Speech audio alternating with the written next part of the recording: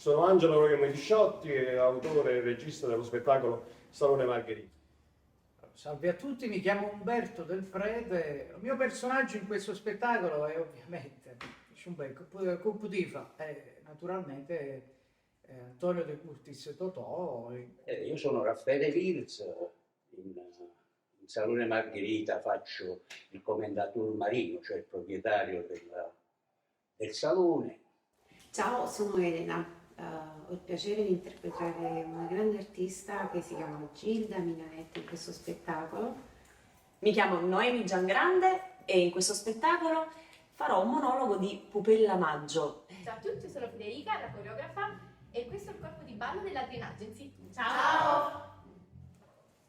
Ciao, io sono Luca Minnella, sono pianista e in questo spettacolo, guarda caso, suonerò proprio il pianoforte. Allora, io rappresenterò Teresa Ferrero in arte Isa Bluette, che era una cantante, attrice, soubrette.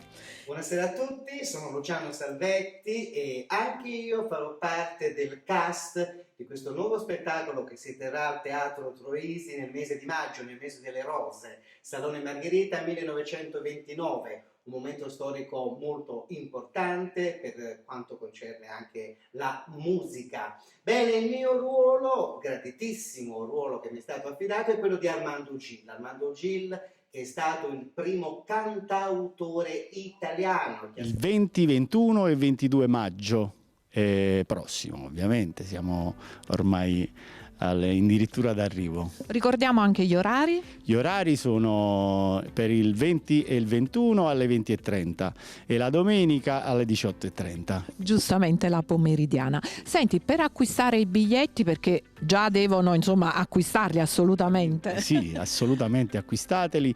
Online c'è la possibilità di acquistarli tramite i siti riconosciuti, Etes, e ovviamente abbiamo anche la possibilità, abbiamo i numeri di telefono a cui riferirsi per l'eventuale vendita diretta.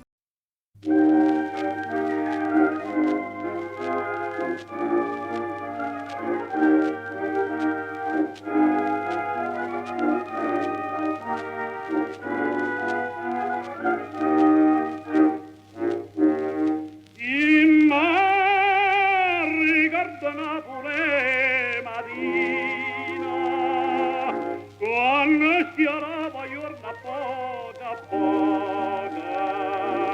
una fontaniera rosa in aria